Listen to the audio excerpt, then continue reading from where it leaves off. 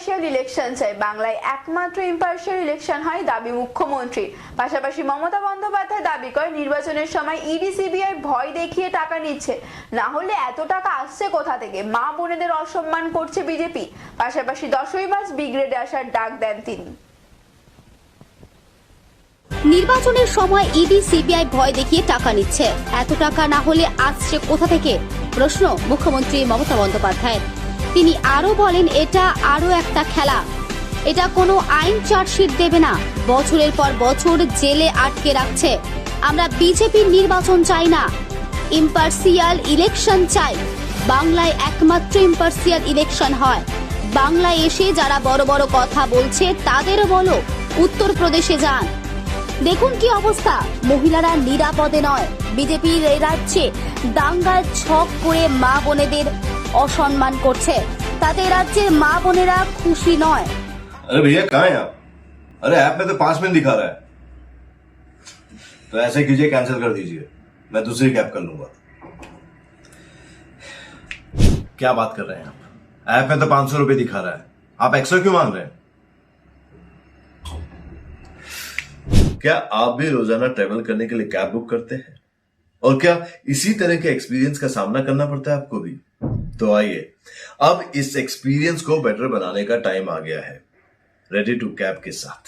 Ready to cab से India का most trusted and fastest growing cab booking platform. Ready to cabs पर आपको cab booking services ही नहीं बल्कि यहाँ पर आप local taxi, rickshaw, AC non AC taxi सब बुक कर सकते हैं। और सबसे अच्छी बात तो यह है कि यहाँ पर आप अपना फेयर खुद डिसाइड करते हैं, है ना? ये अच्छी बात।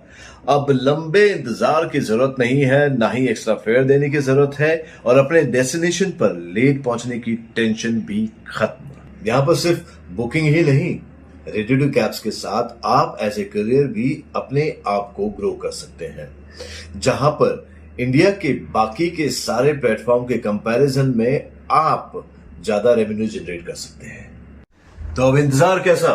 बनाओ अपने कैब बुकिंग एक्सपीरियंस को बेटर रेडी टू कैब्स के साथ।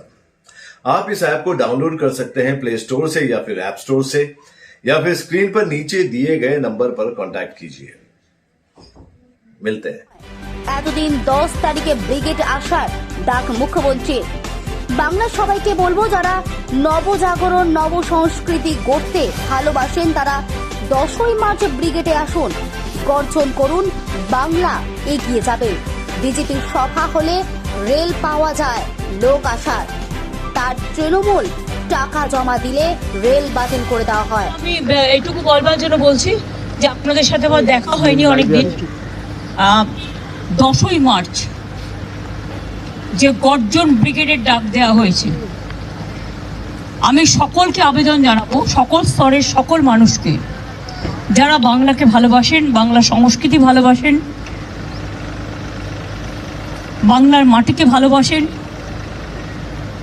এবং বাংলাকে অসম্মান করবার যে প্রবণতা তৈরি হয়েছে, বাংলাকে বঞ্চনা করা, লাঞ্ছনা করা, বাংলার সব ফান্ড বন্ধ করে দেওয়ার, বাংলার অফিসারদের পর্যন্ত যেভাবে অসম্মান করা হচ্ছে, এটা আগে কখনো ঘটেনি।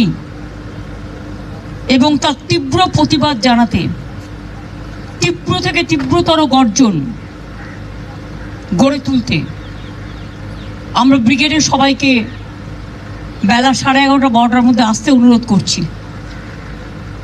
খুব দুর্ভাগ্যের বিষয়, এই রেল বিনা পয়সায় বিজেপিকে রেল দিয়ে বিহার থেকে লোক আনার ব্যবস্থা করে দেয়, ইউপি থেকে বাংলায় পায় না লোক।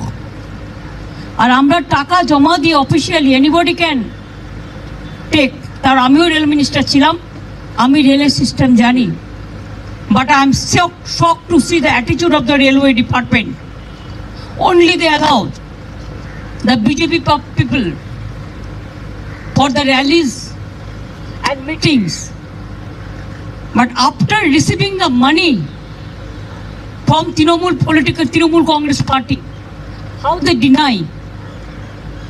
They want that people should not come from North Bengal? Are they afraid for North Bengal?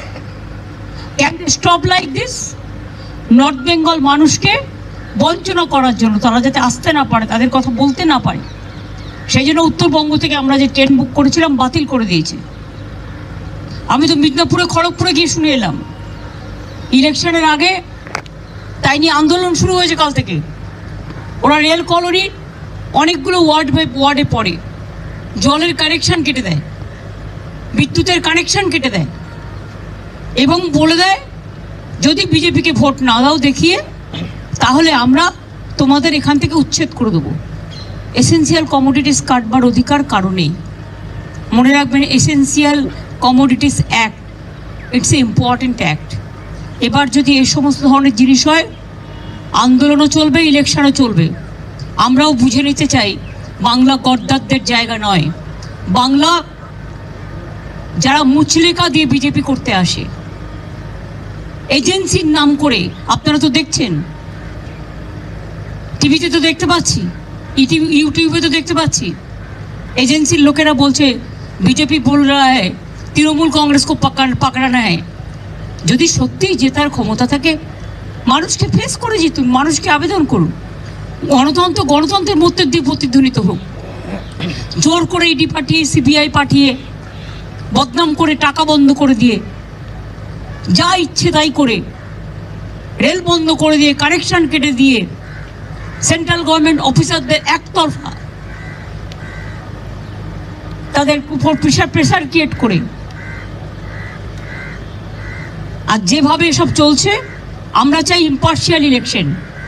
আমরা বিজেপি ইলেকশন চাই না, আমরা ইম্পার্শিয়াল ইলেকশন চাই। বাংলা একমাত্র জায়গা যেখানে ইম্পার্শিয়াল ইলেকশন হয়। আর বাংলায় এসে যারা বড় বড় কথা বলছে তাদের আমি বলবো একবার উত্তরপ্রদেশে যান।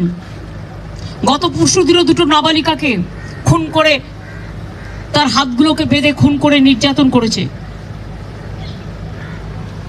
একবার বিলকিসের বাড়িতে যান, একবার হাতরাসে যান, একবার সাক্ষীর কাছে যান, দেখে আসুন। বাংলা অনেক সুস্থ, বাংলা অনেক শান্ত। বিজেপির মন গড়া কিছু দাঙ্গার ছক, কিছু দাঙ্গার আন্দোলন দিয়ে বাংলার মা বোনদের যে অসম্মান করার চেষ্টা করা হচ্ছে, এতে বাংলার মা বোনেরা খুশি নয়। মা বোনেদের সম্মান দিতে শিক্ষা নিতে হবে। তাই আপনাদের কাছে আমি বলে গেলাম, আগামী 10ই মার্চ বাংলায় যারা গর্জন করতে ভালোবাসেন, নবজাগরণ করতে ভালোবাসেন, নব সংস্কৃতি করতে আগে জয়েন করতে দিন। তারপর সেন্ট্রাল ফোর্স নির্বাচন ঘোষণার আগেই চলে এলো রাজ্যে। খুব ভালো, খাওয়াবো দাওয়াবো ঘোরাবো, ঠিকই আছে। বাংলার মানুষ আতিথেয়তা ভালোবাসে, কিন্তু বাড়ি বাড়ি গিয়ে যেন অত্যাচার না করে। কারণ বাংলা কিন্তু খুব জাগ্রত, বাংলা কিন্তু মা বোনেরা অত্যাচার মেনে নেন না। তাপস রায় রিজাইন করেছেন। দিদি আমাদেরকে এখানে একটা ছাউনি ব্যবস্থা করে দেবেন। ছাওয়া ছাউনি একটা ছাউনি কি করে করবো? এইখানটা